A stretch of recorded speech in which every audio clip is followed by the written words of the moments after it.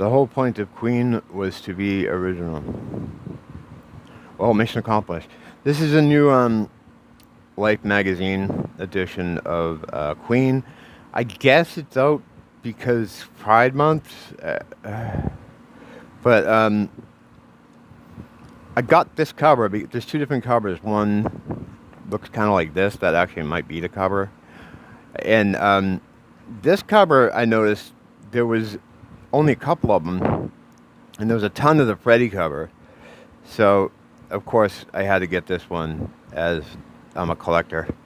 Even though I'm probably going to just chop this magazine up, which I do for most magazines. And magazines these days, I don't mean to be an old man, but I am.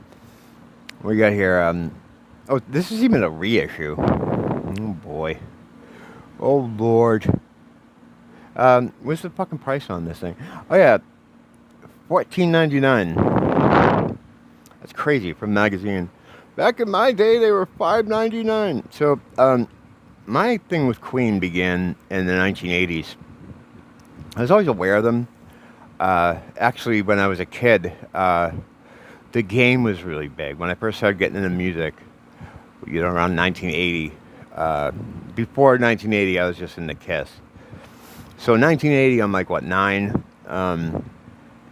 And No One Bites the Dust was big. And then in America, after the Game sort of era, they kind of fell off in America, but they remained huge everywhere else. I think in America what happened was Hot Space happened, which was like a disco album, kinda. It's called the disco album, but really only one side of it is. And in America, disco had really fallen off. There was a lot of anti-disco sentiment at that time, and I think people saw it as just like, this is lame, and Queen kind of fell out of favor here. And they never really regained their foothold in America. However, everywhere else, they were one of the biggest bands in the world. Let's just check out this magazine here. A lot of these magazines, like, a couple Bowie ones came out recently that I got, and it's just all pictures you've seen before. But this one, I don't think I ever have. This is pretty cool. Unfortunately, it's like kind of scanned for this magazine and put over 2 pages, but that's a cool picture. It's almost like a goth kind of thing going on here. This fucking light is useless. This one is working. This one needs batteries. I should have put them in before I started this, but whatever. Alright, that's a great picture, man. That's fucking... I would say this is the Hot Space Tour. In fact, I'd bet it would be. Yes, I got into Queen for Real's Real right before The Miracle came out. What a weird album cover that was. But yeah, I'd gotten into them before that came out. I'd reinvestigated their stuff, and I was super pumped for The Miracle to come out. And when it came out, I was not disappointed. I thought that was a great album. I still do. A little bit 80s production-ish here and there, but I think it's a great album. I don't think they made a bad album. I don't think they have a bad... Even Hot Space is good. It has its merits. That's a cool picture. Very Eyes Wide Shut-ish. I'm sure he was involved in a lot of those parties. You hate to think of that kind of stuff, but, it's fucking cool. Yeah, I always kind of knew he was gay. Me and my friends always did. But I come from a time called the 1980s, where if you were gay, you just, oh, that's a gay guy. And if you were black, it was just like, oh, that's a black guy. And if you were Latino, lesbian, it was like, oh, she's just Latino lesbian. No one cared. Nowadays, it's like, you gotta be real careful about how you talk about everything. We live in a weird time. Those pants are fucking awesome. Look at those pants. He was the first dude that I know of that did this thing, the half microphone thing. Other people have done it since. I'm trying to think of who, but I've seen it before. Since this, but he was the first guy to do that. What a great picture that is. This also, no, you know what? What tour is this? Oh, in 1984. Okay, so this is a Works tour, which they didn't do America for. Um, you know what? I don't think they toured for the Works. They didn't tour again until '85, and that was kind of magic. Well, it came out in '86. '85 was One Vision and Live Aid. I don't think did they tour for the Works? Maybe they did. Maybe I'm forgetting things. That's unusual for me. I usually know this stuff. Cool picture, Freddie with long hair. I don't want to have that fucking thing going on. I'm just gonna use this.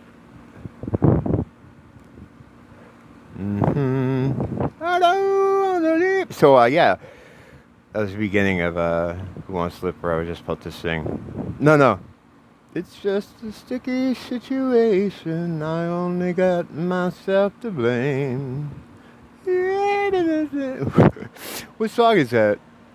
That's the price you pay for loving. Falling in love. It's a Hard Life. Okay. I don't know where that came from, but Freddie as a kid.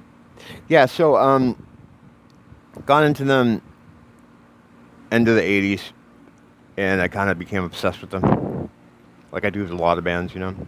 Went back and got all their old stuff, and what was great at a couple years later, like '91, Hollywood Records re-released all their catalog with extra tracks. These are pre-Queen bands here. So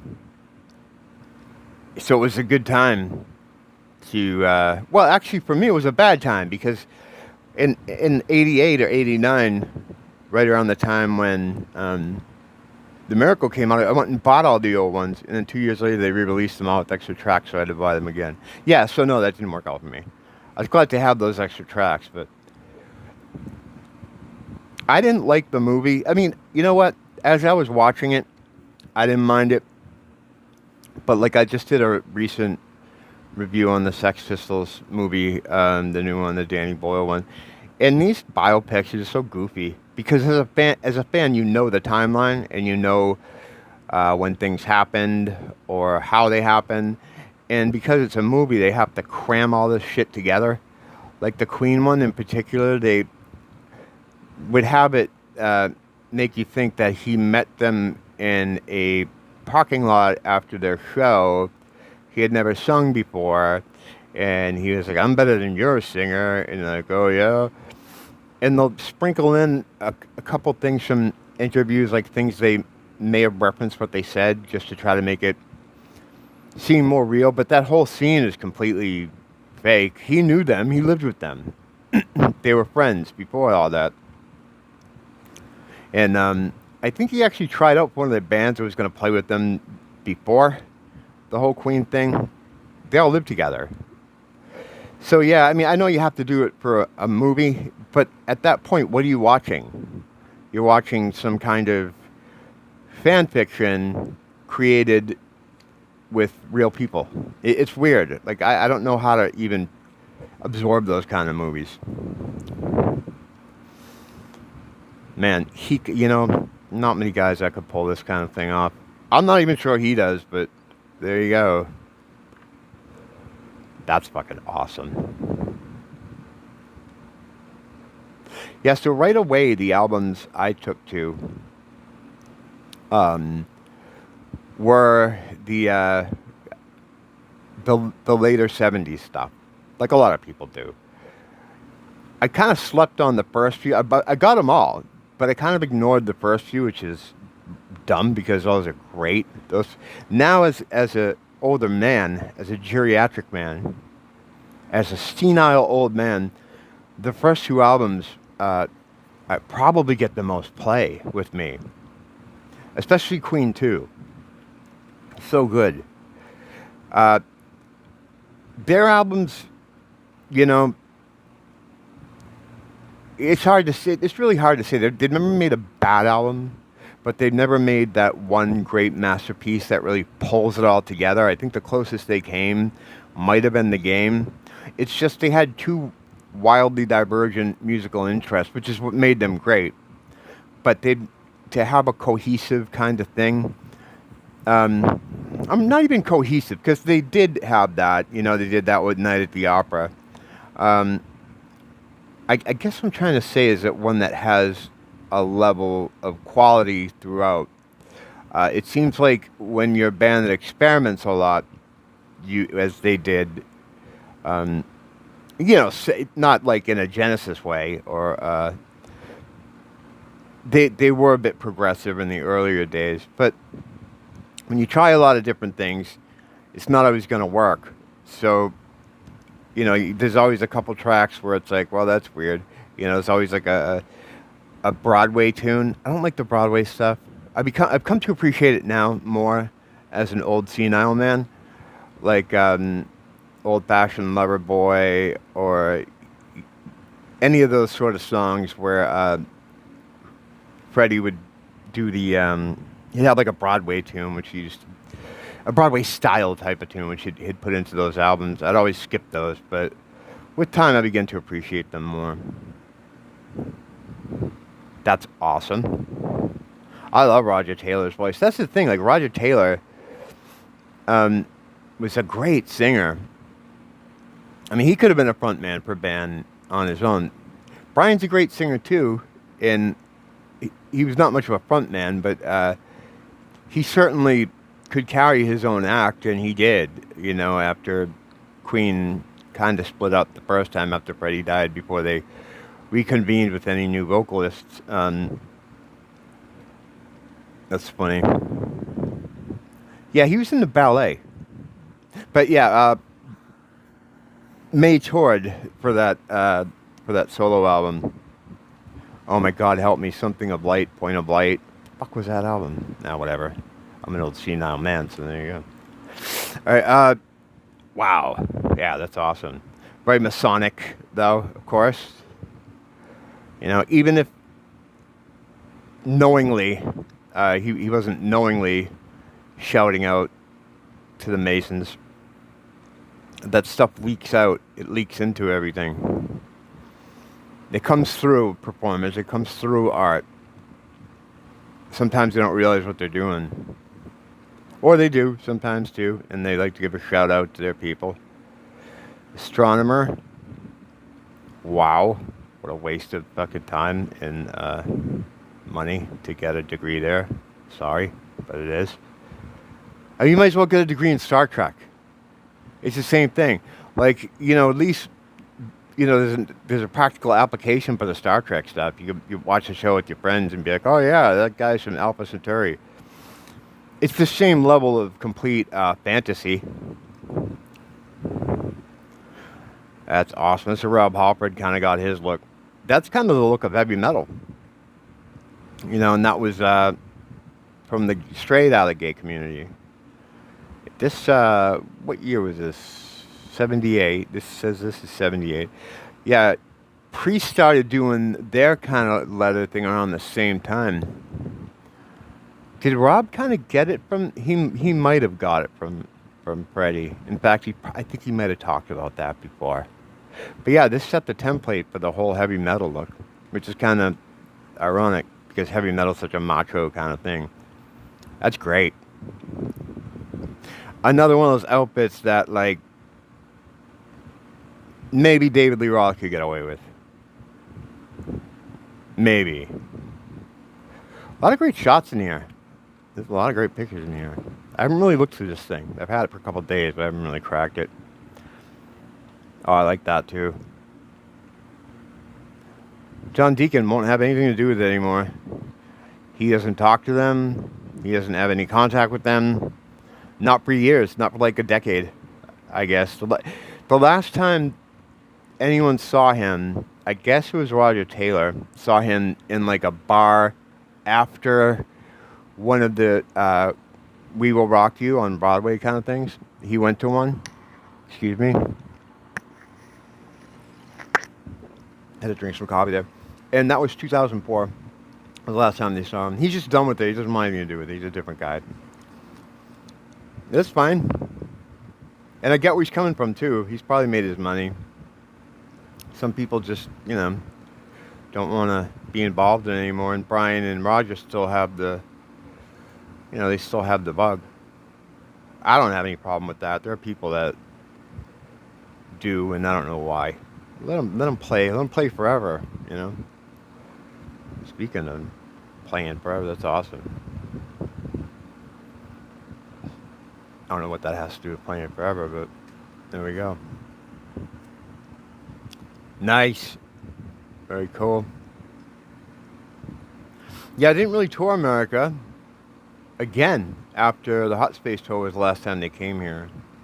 I was living up by Boston, and they played the Boston Garden. I was too young to go at the time. I was like 82. I didn't start going to shows until 84, 85.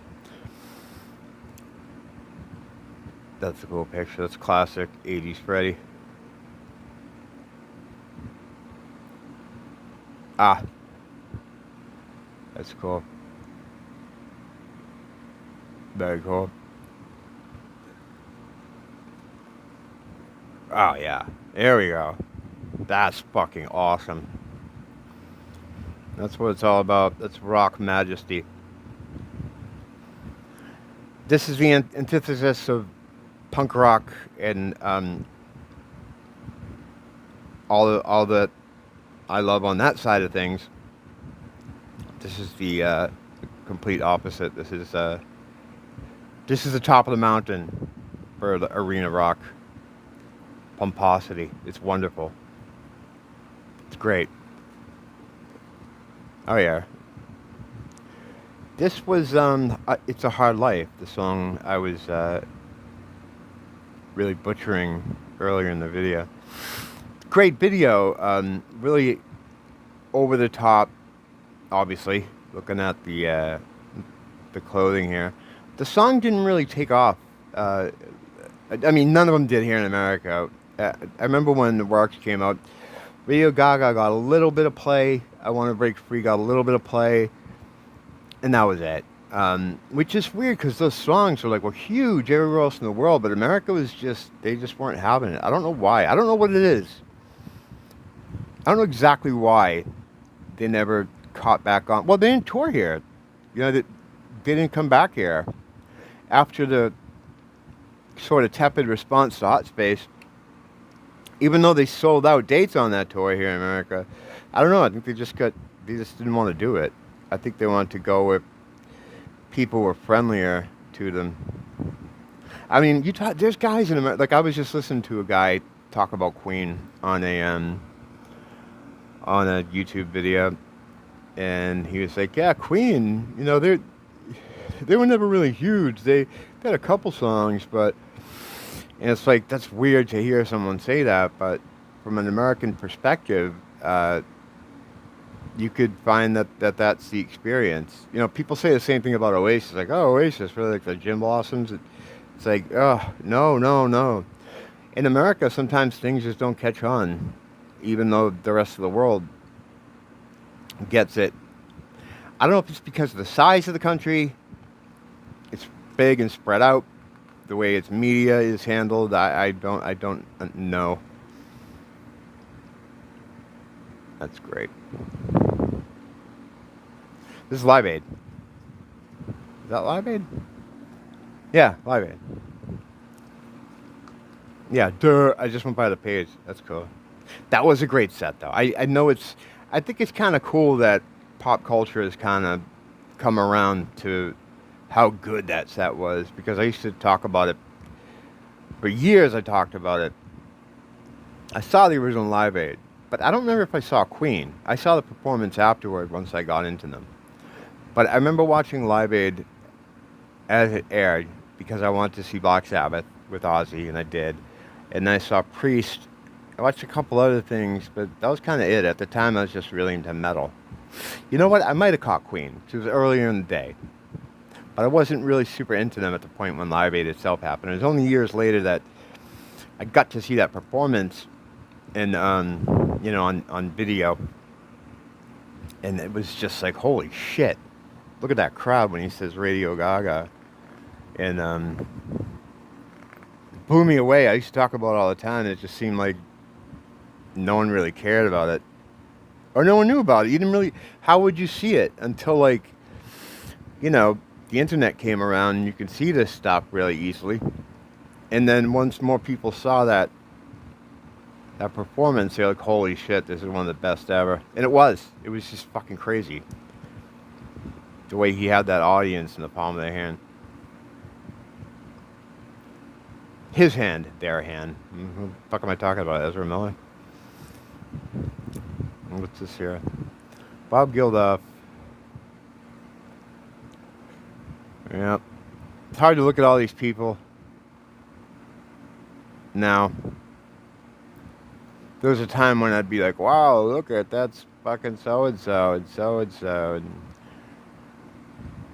with reverence, you know, back in the day. Now I look at them like, bunch of fucking... How many kids are in cages in these people's basement? I try, you know, that's the problem. I try not to think about that, but I still need to have a way to get my mind off that kind of shit. That's great. That's why I'm doing this, you know. I don't really have a problem with any of their albums. Like I said earlier, like I don't think they have a bad album. I love Innuendo. I think that was one of the better ones. It was great. Made in Heaven's like that's the last one. It's a bit tossed off. You can tell they just did what they could with what they had. It's a Kind of Magic. It's a strong album. The Works is strong.